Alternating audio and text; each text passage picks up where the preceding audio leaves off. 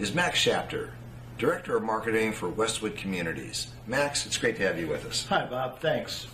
Before we get into some of the silver lining issues that exist for the investor and the homeowners out there, tell us a little bit about Westwood Communities. Westwood Communities is a company that started out in the construction and development areas. We built assisted care living facilities. We built hotels at one time and golf courses. Then we built condos down in Florida.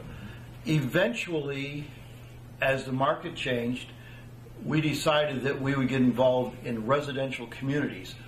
And then from that was the step that we took to start working with people who've been locked out of the mortgage market. And that's what we do today. Okay. So you purchase homes, is that my understanding? Yes.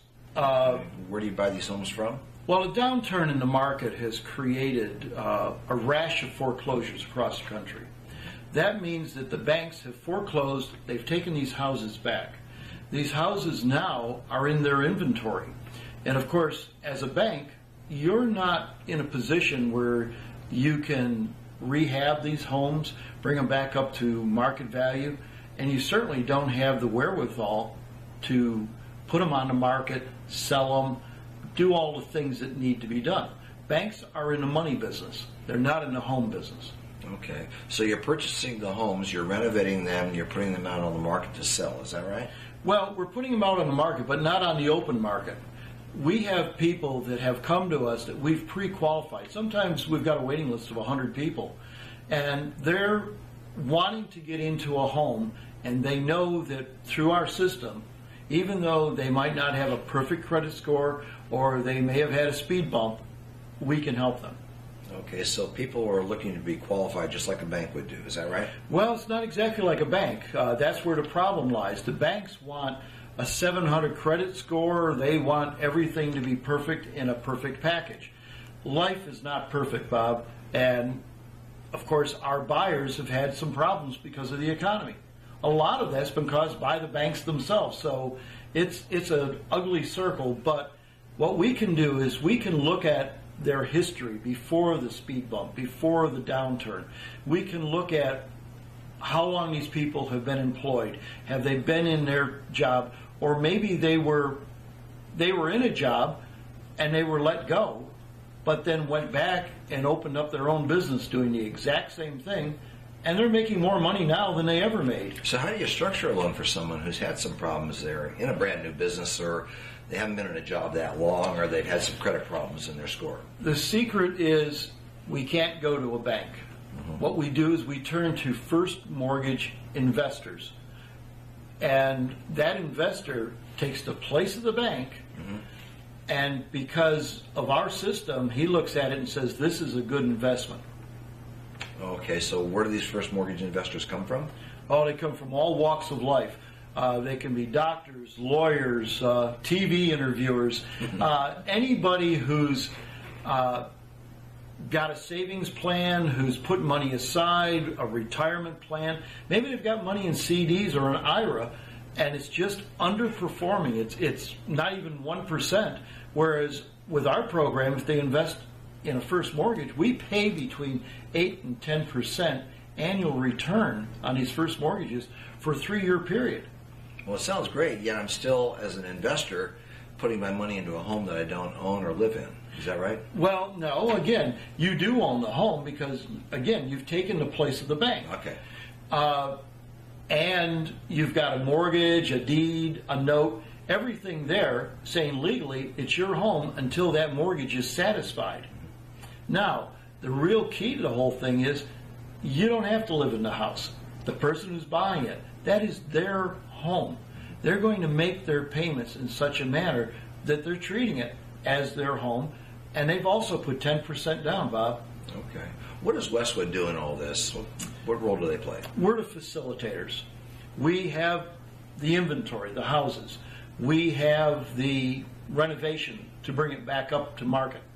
We have the title and the legal and all the people needed to make a legal transaction, and we have the buyers, and then we have the first mortgage investor.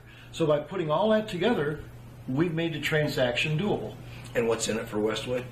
Well, Westwood makes the difference between what we bought the house for originally, did the renovation, and of course what we sell the house for. There's a margin in there. And we do make a little bit of money off of the second mortgage that we hold on the house. Now, the reason for the second mortgage is that the first mortgage holder never puts in more than 65% of the value of the house. And if the other person, the buyer, is putting in 10%, there's a gap. And that's where we hold that mortgage. Are the houses, Max, all in rough neighborhoods? And does the buyer find themselves limited to just what's available in the market at that time? Oh, not at all.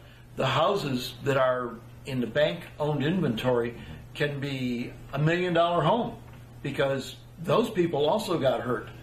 And if you had the wherewithal to buy $1 million home, we could find it and we could provide it for you.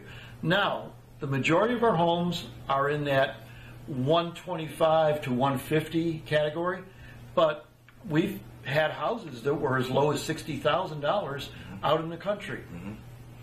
Okay. So back to the mortgages.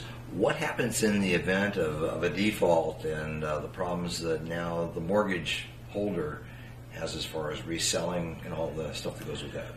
To keep this out of the realm of something bad happening to our investors or happening badly to us, because we hold a second mortgage, we have a complete situation where we would step in, Westwood would step in. We would foreclose on the property. We would renovate the property once again, get it up to market value, provide it, start the whole system over again, provide it to one of our buyers, take that first mortgage holder, give him a brand new mortgage, start over. Now he's got 36 more months of income coming off of that mortgage. Okay, so starting from scratch back to the buyer, they're making a phone call into Westwood.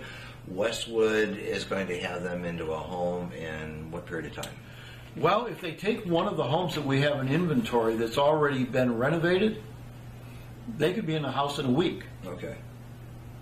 But it can take longer, and probably in many cases depends on the buyer. I mean, the buyer may not take what's available. Exactly. The buyer walks in and says, I want a 3-bedroom house that's in such and such a neighborhood, 2-car garage and doggy doors. Okay. Well, we have to find that house, and we can take some time and add the doggy doors. Okay, all right. And as far as the investor, when does the first mortgage investor start realizing their interest payments? 30 days after he places his money with the escrow company. Now, the escrow company is a third-party company. Westwood never touches your money. This is a completely hands-off transaction. Okay. We're just part of the process. Okay. So, well, Max, this has been really a great interview, and wish you all the success in Nashville. Oh, thank you, Bob. See us. Thanks very much. I've enjoyed it. Okay. Well, till next time, this is Bob Baker with Welcome to Nashville, saying so long.